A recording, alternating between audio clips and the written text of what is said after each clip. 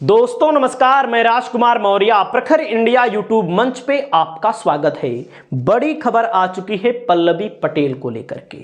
पल्लवी पटेल की फोटो आप देखिए किसके साथ है? ओवैसी जी के साथ है। हैदराबाद वाले ओवैसी जिन्होंने दावा किया था कि बिहार में 11 लोकसभा सीटों पर चुनाव लड़ेंगे और लोकसभा सीटों के नामों का भी ऐलान हो चुका था। 11 में केवल एक जगह पर प्रत्याशी ओवैसी की पार्टी ने घोषित किया है, बिहार में केवल किशनगंज को लेकर, क्योंकि किशनगंज में 68% मुस्लिम आबादी है, 32% हिंदू आबादी है।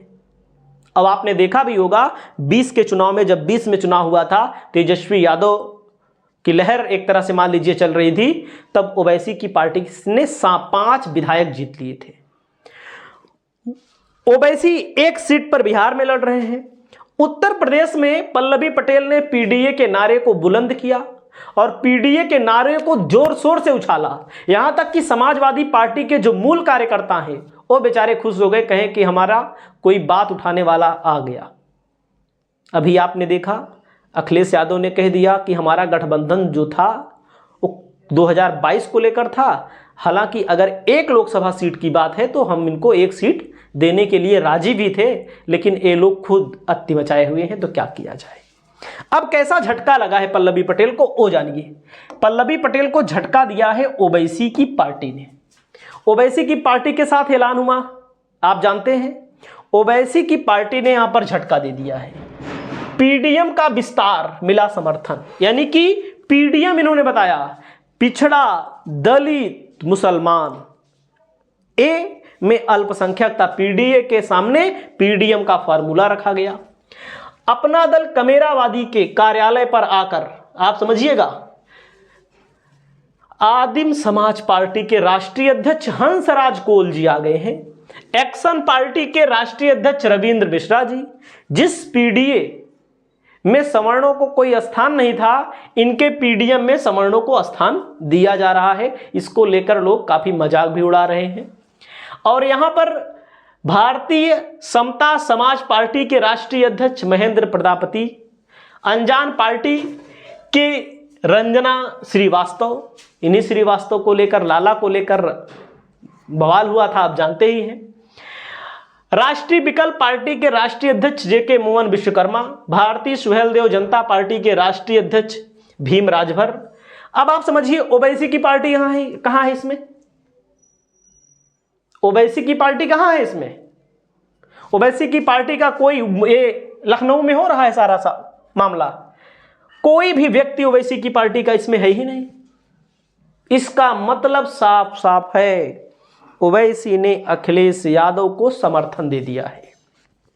ऐलान नहीं करेंगे समर्थन का, क्योंकि पहले चरण में जो वोटिंग हो रही है उत्तर प्रदेश में, रामपुर, अमरोहा, सहारनपुर, कैराना, बिजनौर, समझ सकते हैं। दूसरे चरण में आप देखिए जो वोटिंग हो रही है, कहीं ना कहीं ओवैसी की पार्टी ने अभी तक अपने किसी भी प्रत्याशी का ऐलान नहीं किया है।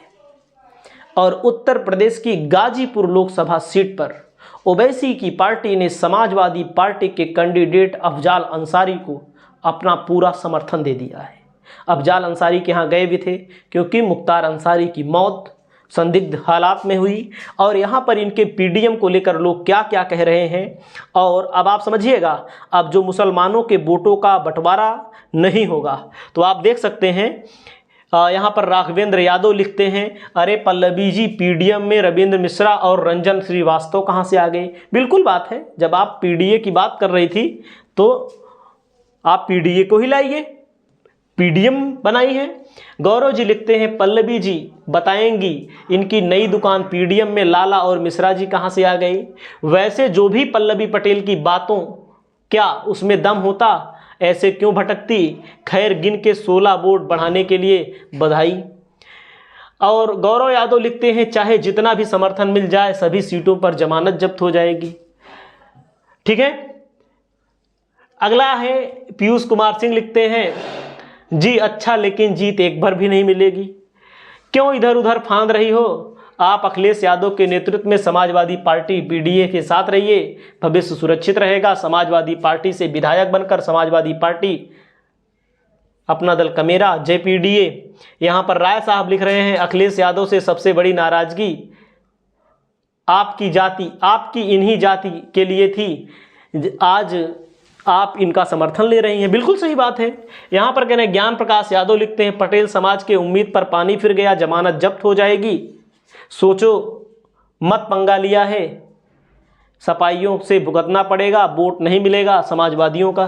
ये तो बात सत्य है कि कहीं ना कहीं मैं आपको साफ साफ बता दूं, जो स्वामी प्रसाद मौर्य हैं ना, उनकी भी पार्टी बनी हुई है, केवल इसी चीज को लेकर के इन सब दलों में नहीं जा रहे हैं। उनको भी पता है हमारा क्या हाल होगा, हम कहाँ थे, कहाँ चले आए।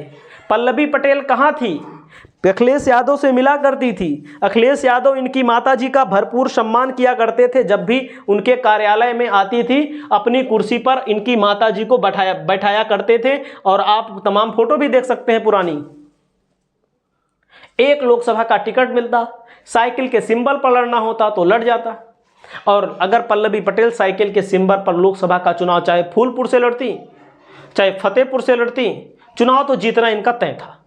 तय का मतलब एक जुझारू नेता है। और आज बड़बोलापन, माताजी को राज्यसभा भेजने के चक्कर में, MLC बनाने के चक्कर में कहीं ना कहीं दर दर भटकना पड़ रहा है। बीजेपी में जा नहीं सकती। अब आप समझिएगा, पल्लवी पटेल एक तौर से राजनीतिक तौर पर किनारे लग चुकी हैं, बुरी तरह फंस चुकी हैं। अब चाहे PDM बना ले, चाहे जो बना ले, कुछ होने वाला नहीं है। अब अगला नाम आता है स्वामी प्रसाद मौर्य भी। इसी सब चीज को लेकर वो इस PDM DDM में नहीं आ रहे हैं। क्यों नहीं आ रहे हैं? उनको भी पता था, अच्छे खासे समाजवादी पार्टी के राष्ट्रीय महासचिव थे, बड़बोला बयान देते थे, तब भी समाजवादी पार्टी ने आपको रखा अपनी पार्टी में। बड़बोला बयान जिससे समाजवादी पार्टी का कहीं ना कहीं नुकसान ही हुआ, फायदा भी हुआ होगा, उनके विचारधारा के लोग जुड़े भी होंगे। लेकिन MLC का पद था 6 साल के लिए, कहते हैं मैंने त्याग दिया, मैंने कैबिनेट मंत्री से इस्तीफा दे दिया, नेता प्रतिपक्ष विधानमंडल फनाना धमाका से इस्तीफा दे दिया। भैया जितना भी इस्तीफा अभी तक स्वामी प्रसाद मौर्य जी दिए थे, सब चुनाव के 2 महीना पहले दिए होंगे या 6 महीना पहले दिए होंगे, इससे ज़्यादा तो नहीं होगा। 4.5 साल मलाई तो खाए हैं। 4.5 साल में अगर कोई इस्तीफा 1 साल रहने के बाद, जो अब की वाला इस्तीफा दिए हैं, ये मर्दानगी वाला इस्तीफा है। इसको बोलते हैं सही इस्तीफा, क्योंकि 4 साल बचा था। बाकी चुनाव के पहले बहुत सारे लोग इस्तीफा देते चलते हैं। ओम प्रकाश राजभर ने जो इस्तीफा दिया था वो वास्तव में इस्तीफा था, सही बता रहा हूं, क्योंकि कैबिनेट मिनिस्टर था, पहले बेइज्जत हो रहा हो बेचारा, लेकिन इसके पहले जब इस्तीफा दिया था, इसके पहले वास्तव में वो इस्तीफा था। तो यही सब है। ओवैसी जैसी पार्टी इनको समर्थन नहीं दे पा रही है। अब फोटो तो हो गई, प्रेस कॉन्फ्रेंस हो गई, मीडिया में चला, पल्लवी पटेल ये कर रही है। पहले पल्लवी पटेल की वीडियो हम लोग डाला करते थे, लाखों की संख्या में लोग देखा करते थे, सम्मान भी देते थे, पल्लवी पटेल जिंदाबाद, शेरनी है पल्लवी पटेल। और आज हजारों लोग वीडियो देखने के लिए राजी ही नहीं है। क्यों? क्योंकि आप जब किसी मजबूत स्तंभ के साथ रहेंगी,